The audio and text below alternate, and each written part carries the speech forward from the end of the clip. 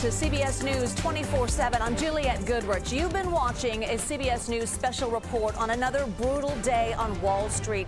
The Dow fell more than 2,200 points as investors react to an escalating trade war. The U.S. hit China with tariffs and China hit back. So let's take a look at our interactive stock market heat map brought to you by FinViz, showing the top 500 stocks. Red indicating the stock is down. The green you see there in a couple spots means it's up. The box represents market cap. Today, it's a sea of red. So let's bring in CBS News contributor, business contributor Javier David. Javier, thanks for joining us. You were in that conference as Powell was speaking. What was the mood like? Yeah, the mood was basically the Fed trying to stake out what they feel is their line or their lane, which is price stability, maximum employment, the insistence that they are not going to sort of get involved in policy or political skirmishes. The Fed chairman is very firm that he is watching the tariff war unfold and that he does feel that it's inflationary, but at the same time, he does feel that the central bank can afford to wait. This is a sort of a rerun that played out back in 2018 and 2020 and during the first Trump administration, where the president put an enormous amount of pressure on the Fed chair to cut rates. At that time, the Fed chair was just as reluctant as he is now to respond to that political pressure. And, you know, Powell's a very plain-spoken guy. All the sort of central bank speak aside, he very much wants to be considered independent, and that he is making policy decisions based on data and not on political pressure. Javier, let's get to some specifics. So if we're talking about these back and forth tariffs with China, what do they mean for products that we use every day? Brands like Amazon, brands like Apple. Yeah, retail in the crosshairs, autos in the crosshairs, food in the crosshairs. Those are the primary things that you would likely expect to be impacted by tariffs. So if you want a car, you better probably move quick, and keep in mind cars were already on the pricey side even before the tariff war began. You can expect a lot of those costs to jump significantly. We're seeing a lot in the Dallas area in particular, a lot of movement upward in price in terms of avocados and limes and certain types of foodstuffs. So there are a lot of sort of idiosyncratic reasons why food is expensive right now, and it's about to get a lot more expensive. So, Javier, President Trump has been saying any short-term pain will be worth bringing manufacturing back to the United States. So if you can, walk us through this thinking and how it might play out for American businesses. Yeah, I mean, look, the president is trying to basically turn the clock back a bit. He wants to make the manufacturing sector a centerpiece of the U.S. economy. We haven't done that in a while. This economy is 2/3 consumer spending. It's 2/3 services sector. We haven't made things. We haven't manufactured things in a very long time. And so the attempt in and of itself aside, even if he's successful, it's going to take a very long time. So the whole idea is this is a short-term pain for a longer-term gain.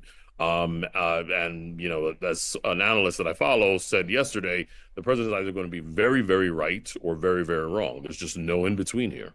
All right, Javier David. Javier, thank you.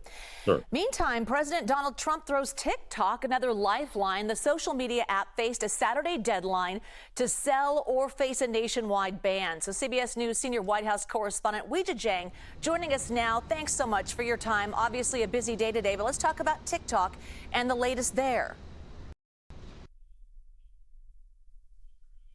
Deadline, and there has not been a sell of a portion of it that the administration has been pushing for, and so based on that deadline, it would have gone dark. Of course, we saw that happen for several hours, putting users into a tailspin.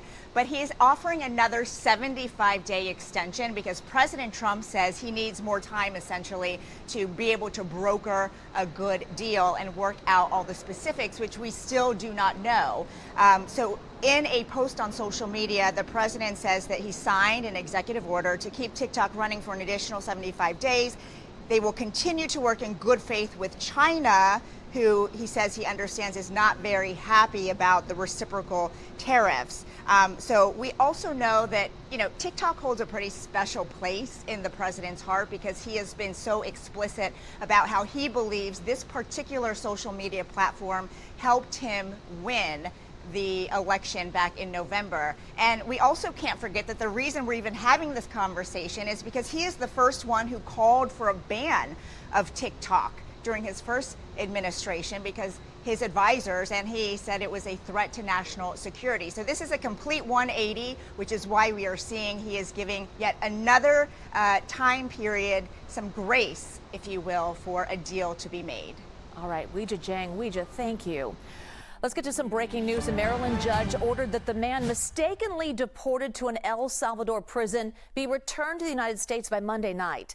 Earlier today, Kilmar Abrego Garcia's wife spoke after the rally, saying thank you to everyone who supported her husband.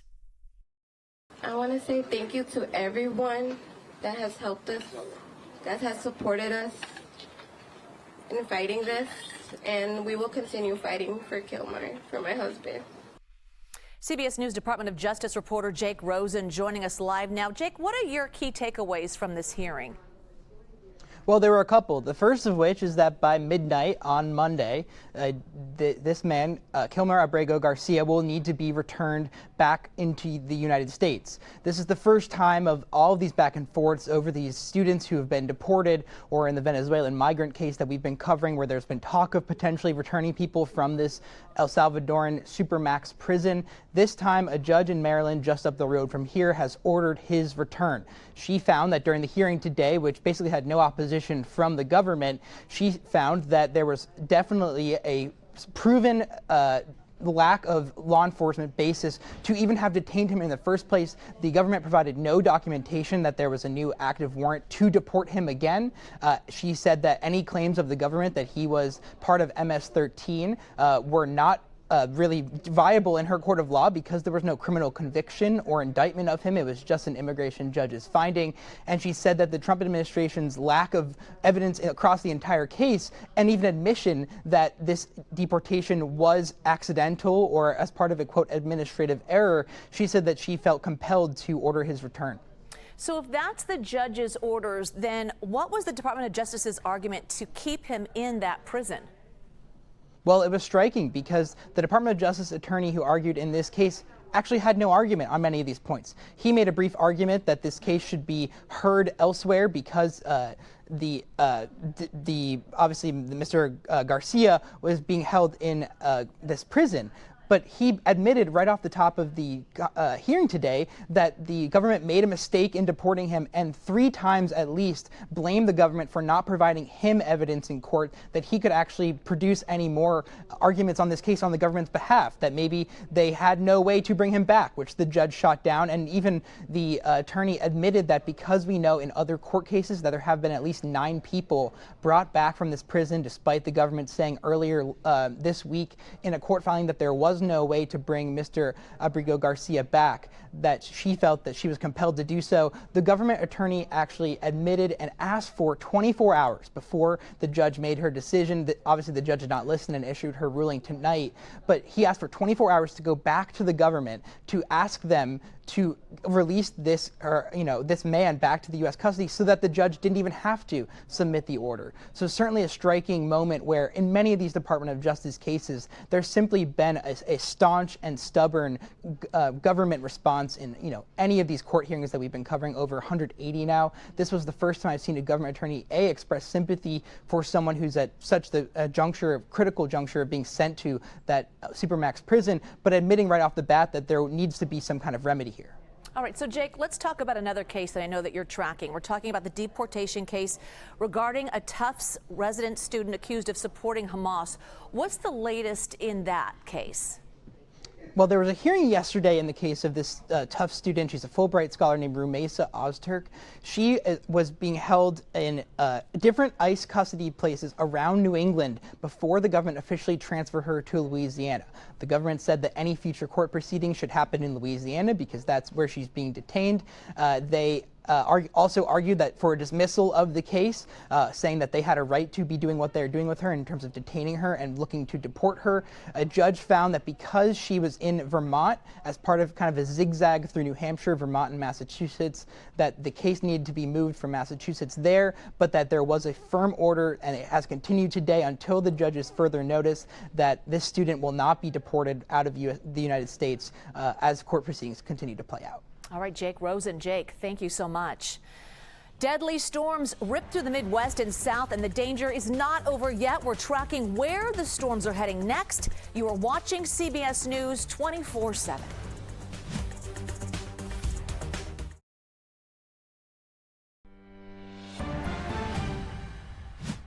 Our monitors gives us a glimpse into the violent storms and life-threatening floods slamming states in the South and Midwest right now. At least 8 people have died. In Kentucky, fierce winds flattened buildings and tore homes to shreds. In Arkansas, a tornado flipped cars upside down on top of houses. And then in Indiana, a tornado ripped walls and rooftops right off. And following our map to Tennessee, flash floods turned a Nashville parking lot into what now looks like a lake. CBS News national correspondent Dave Malkoff takes us to a neighborhood hit hard and bracing for another round of severe weather. Yeah, we're just about an hour outside of Nashville here in Clarksville, and this is the situation not just for this neighborhood, but for several neighborhoods around here and regionally as well, dealing with all this flood. Look at this debris that is in the water. It is causing all of this to clog up. This is rainwater. There's no lake here. There's no river. It's all come from rainwater back there. All these houses are now waterlogged because of the debris that has been caught up in the one drain, we're told, that drains out this neighborhood. The man who lives over here, Luis, he told me that this is the worst he's seen it in 20 years. There's another neighbor over here, Mr. Maddox, and he has put in these cinder block walls on either side of his driveway. If he hadn't had that here, he doesn't even know where the driveway is because it all looks the same. This is the driveway here, and watch as I step down very, very carefully. You can see how much deeper that becomes when I step on the grass here. We have had tornadoes in the region. We have had all this flash flooding, and even though I can see the sun out for the first time today, that doesn't mean that this is the aftermath of anything. This is possibly just the middle part of this ongoing disaster. We could have more severe weather and flooding that happens all throughout the weekend through Sunday. And while they're dealing with more and more of this weather, people are being put out of their homes in this neighborhood. We know of at least one person who cannot stay in their house because of the ravaging flooding that has happened in her house. She is completely washed out and has to stay in temporary housing. But that's the situation for now. We could see more of this throughout the weekend. Back to you. Dave Malkoff, thank you for that. Let's take a live look now at St. Louis, Missouri. Several rounds of heavy rain hitting the region. So it's time to go to meteorologist Darren Peck in studio now to talk about these storms, where they're heading, and you're tracking them as we speak. The good news is they will be heading, right? They're going to be moving over the next 24 to 36 hours. The problem there where Dave was just standing is because they haven't been moving. And that the flooding becomes the big problem there. If it just keeps raining over the same spot continuously, that's where we get into these problems. There's 2 issues right now across this midsection of the country. There's the flooding we were just seeing, and we are not done with the severe aspect of this either. There are tornado warnings in Texas as I speak. More on that in just 1 second. First, let's talk about the flooding issue. If you take a look at the last 24 hours, you can kind of see where the real focus of this has been. That's one thing.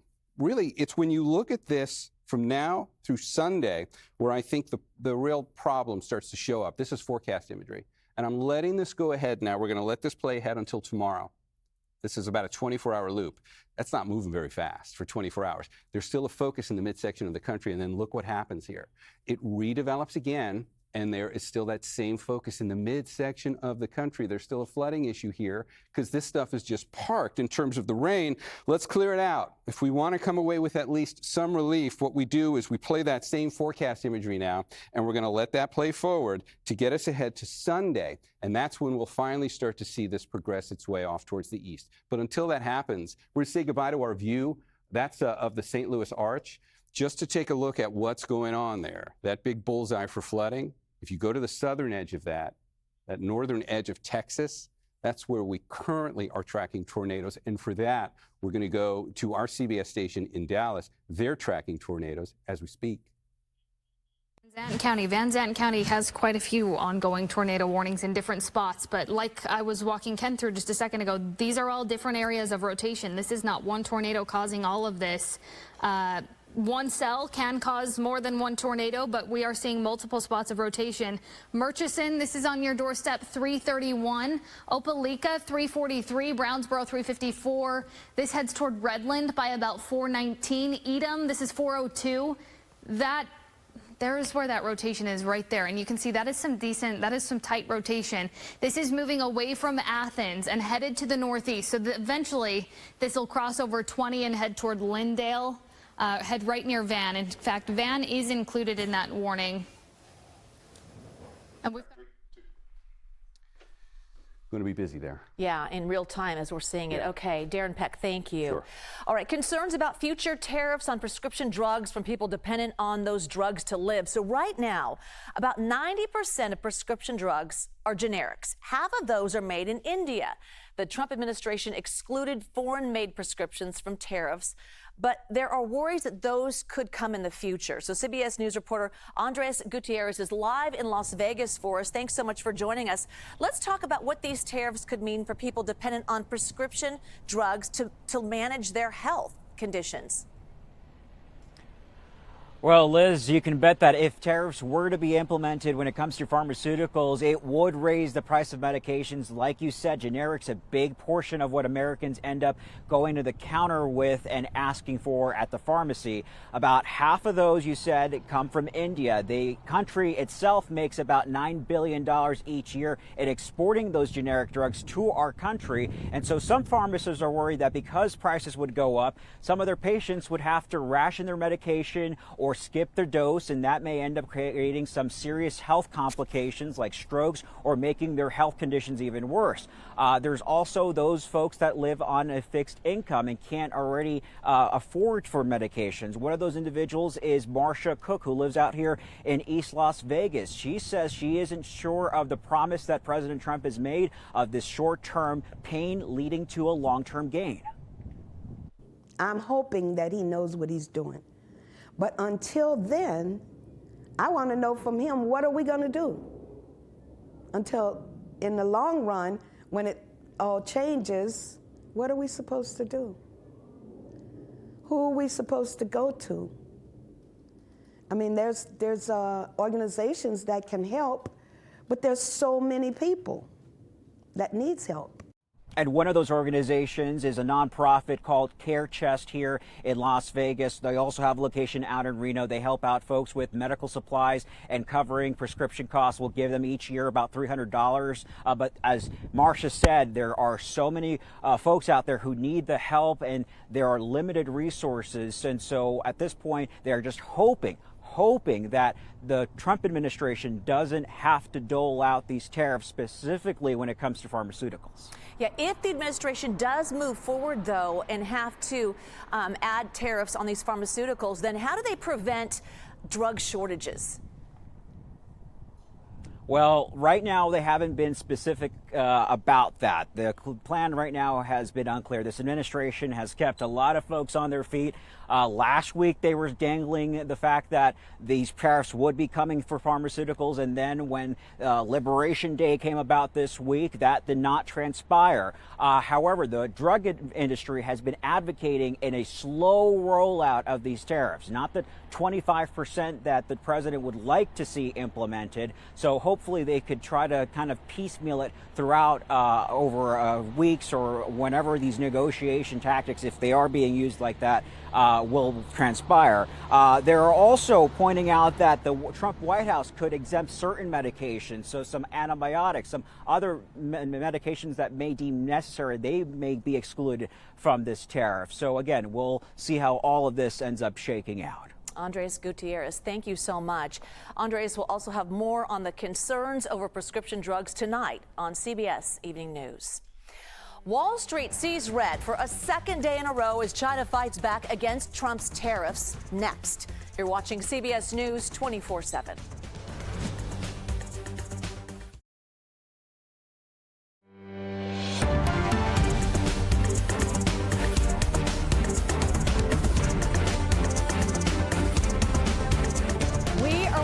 Wall Street on a tough day for your 401k. The Dow fell more than 2,200 points as investors react to an escalating trade war. The U.S. hit China with tariffs and China hit back. So let's take a look at our interactive stock market heat map. This is brought to you by FinViz. It is showing the top 500 stocks, all of this in real time. Red indicating the stock is down. Green means it's up. And the size of the box represents the market cap. Obviously, today it is a sea of red. So let's bring in CBS News Money Watch correspondent Kelly O'Grady to save the day, right? So much to unpack here. I'm just going to bring up the obvious. What's going on with the market? Well, this was the worst day, worst two-day route for stocks since March of 2020. And I want to highlight the fact that we have only lost 2,000 points in the Dow. This is the fourth time in history. So yeah, I mean, the Dow is increasing in value over the time. 2,000 doesn't mean as much as it used to, but it is still significant. What is going on is that investors are looking at these retaliatory tariffs that China slapped on the U.S. this morning. So what that means is it makes it more expensive for Chinese citizens to buy U.S. goods. Think Nike, think Apple, think Tesla, very big iconic brands that are selling into that market. Now, that's not going to increase prices here, that specific move. But what this signaled, and I think what investors are saying, is China is willing to fight. And if China is willing to fight, maybe other countries will follow suit. And why that's important is that could lead to a global trade war. When you have a global trade war, things get more expensive. Consumer spending goes down, growth goes down. And so the fact that you're starting to see this back and forth, even a very good jobs report couldn't save investors from thinking what is coming, and that might not be good for businesses or consumers. Yeah, Kelly, I keep hearing just ride the wave, no pain, no gain. What can you give us for relief on that? Because we're talking about these back and forth tariffs, what it means for these products that we use every day. We're going to see a hit to our pocketbook, clearly. But what is the word of wisdom? Help us out. Yes. Well, don't look at your 401k today. That's okay. Probably the first thing. So just kind of, set it and forget it. And I do feel, though, for folks who are looking at retiring in a one-year horizon, and I don't want to downplay that. But look, this back and forth, it is preliminary right now because we do see some countries that are willing to come to the table and negotiate. So even though I just talked about all the potential downsides of tariffs, there might be light at the end of the tunnel if we do have a negotiation. And by the way, there are a number of very good long-term effects of tariffs that we can't discount. But in terms of ride the wave and how do you avoid these high prices, I would just suggest look at the things that go up around you. It is not going to be immediate for everything. A lot of companies stockpiled goods so they could try and keep prices low for a period of time. And then as you do start to see things that are increasing in price that are important to you, think about your daily budget, your monthly budget, and then start to make choices. Maybe switch to a lower priced brand. Try and buy in bulk at maybe a wholesaler store like a Costco or something. And so those are just sort of things. It's not time for panic and panic buying right now, Jules. I love your insight. Appreciate that. Thank you so much, Kelly O'Grady. It's been a week. Appreciate it. Senate Republicans are finally taking action to advance President Trump's big, beautiful bill. The procedural vote in the Senate last night was largely along party lines, paving the way for a vote-a-rama this weekend. So here's how it all works. Lawmakers can introduce an amendment. There is a short debate on each side and then a vote. So the practice can and is expected to stretch on for hours. So CBS News congressional correspondent Caitlin Huey-Burns joining us live from Capitol Hill right now. What can we expect on the Senate floor? Hey, great to be with you. Well, you can expect a very late night here on the Senate side. They are working to advance a framework that they can then fill out with policy that would address a lot of the president's items on his wish list. You may remember about a month ago, the House passed their version of a budget resolution. Now the Senate has to kind of mend those all together. And as part of this, they are also allowed to offer amendments on pretty much anything related to this. So you're going to see a lot of messaging votes tonight. You're going to see a lot of members trying to get their colleagues on record on certain issues. So we'll wait to see what makes it into the final bill. But bottom line here is that anything that passes tonight is not going to necessarily become law, because the framework as it is has to be filled out eventually with policy. So the president wants to have his tax cuts extended permanently. He wants to include new tax policy like no tax on tips and other items, and he wants to include immigration policy. None of that specific language is in this legislation. It really is a framework that then the committees of jurisdiction can then go through and fill out with policy. So bottom line, it's going to be a while before we see any of the president's agenda enacted into any law. So lawmakers, understandably, have mixed reactions to the president's tariffs announcement. What are you hearing? That's right. There are a lot of lawmakers up here watching the markets, as we all are at home, too, doing so quite anxiously. You do have lots of Republicans who are on board with the president and his policies, are cheering him on, hopes that this will turn into something that makes for a better deal for U.S. workers. But you also have those who have been raising concerns, even those who are among the staunchest allies of this president. Senator Ron Johnson, a Republican from Wisconsin, told me that he's looking at the stock market too, and he's worried too. But ultimately, it's the president's decision. He was elected and has been talking about these policies for a long time, going back to the 80s, actually. You also have Senator Ted Cruz, one of the most conservative Republicans up here on Capitol Hill, earlier today on his podcast, saying that he's been talking to American car manufacturers, and one of them said that they're expecting an increase in costs for the consumer of up to $4,500, and that's for American-made cars. And so he's raising some concerns here. Whether or not this turns into any actual policy to try to curb the president here on tariffs remains to be seen. Congress does have jurisdiction over tariffs, but they have ceded that authority in large part over many years to the executive branch. We're keeping an eye on whether there is going to be legislation that gains serious traction up here to try to insert Congress's authority a little bit more. Caitlin Huey-Burns. Caitlin, thank you. We are live at opening day for the Pittsburgh Pirates, who are hosting the New York Yankees and their torpedo bats. That's next. You're watching CBS News 24/7.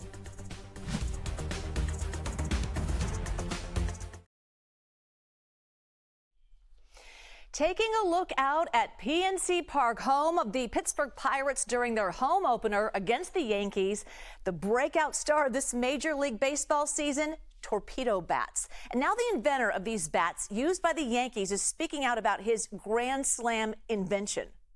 Well, this has definitely been a project that's taken over 2 years to get to this point. So whether it's one off season, a full season, 2 off seasons, that tends to be just the time scale for guys to maybe not just buy in, but also for us to help make the adjustments to make it playable, actionable on the field for them. So a lot of guys will test stuff behind the scenes, but they won't take it to the field necessarily until it's really dialed in for them. CBS News Pittsburgh's Josh Taylor joining us live now. Opening day, very exciting, but let's first things first. Let's talk about these torpedo bats. I guess the best way to describe a torpedo bat, think about an elongated bowling pin. Think about the long neck at the top, then there's the fat part in the middle, and then it gets thinner towards the bottom. The torpedo bat is very much the same, just the handle's a little bit longer, but there's that fat part towards the middle of the barrel. That makes the sweet spot, as they call it, a little bit bigger. That leads to better contact, that leads to better exit velocity and better launch angle, and more of those home run swings that the Yankees have had so many of, 16 in their first 4 games, which is a Major League record to open the season. Interesting. Okay, obviously, clearly it's all legal. So with the Yankees seeing this smashing success with these torpedo bats, what is the outlook for tonight's game? Well, for the Pirate pitchers, it's pretty simple. Try to avoid the fat part of those bats. Mitch Keller started the game for the Pirates. He actually did pretty good. He struck out 2 batters in the first inning and kept the Yankees scoreless. Since then, they've scored 2 runs in the second inning. But Pirates reliever Colin Holderman talked before the game, and he said, you know, he understands that players are going to try new things because you have to adapt or die in the pro game. And he also understands that pitchers have to make their own adjustments. He says he already doesn't pitch to the barrel of the bat anyway, so he has to continue to do that. And that's going to be the mindset. Try to avoid the barrel of the bat, or the simpler sounding thing is to avoid the bat altogether, but striking out every batter you face, probably a lot easier than it sounds in Major League Baseball. So you're a Pittsburgh reporter. How are you feeling about this? Well, it's within the rules, like you mentioned. MLB Rule 3.02 has specific rules of how the bat is to be made. The torpedo bats fit within those rules. So as long as they don't violate the rules, I guess there's no problem there. A couple of players on the Pirates roster said they have tried them. One outfielder, Jack Sawinski, said he tried it in the offseason, but hasn't tried it this season yet. Meanwhile, infielder Jarrett Triolo, he said he's since ordered a couple of the torpedo bats. He hasn't received them yet, so he doesn't have an opinion yet, but he's looking forward to trying them soon. Great answer. All right, Josh Taylor. Josh, thank you so much. Police arrest a man accused of stealing his ex-girlfriend's chicken, and it was all caught on body cam video. Yeah, next.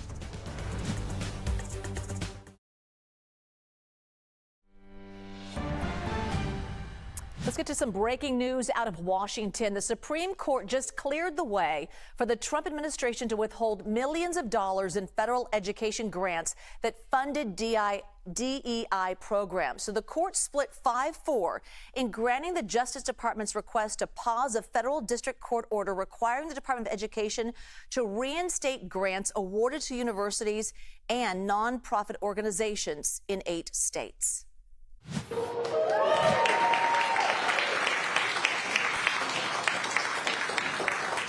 Welcome home from 2. And that is splashdown for SpaceX's so-called Fram-2. It is the first ever mission to orbit our planet over the poles with a crew on board the capsule named Resilience. It splashed down in the Pacific Ocean just off the coast of Southern California. A Chinese Bitcoin investor paid an undisclosed price for the trip, the first ever human space flight to circle the globe over both the North and South Poles. It also marked the first time in 50 years that a spacecraft splashed down in the Pacific Ocean. All right, talk about foul play. A 50-year-old man is facing charges after allegedly violating a protection order, breaking into his ex-girlfriend's house and stealing her pet chicken. So this is body cam footage. It shows the moment deputies in Kitsap County, Washington found him. So let's take a listen. Stand up. Show me your hands. That's fine. Just hold your chicken. I'm not going to hurt your chicken.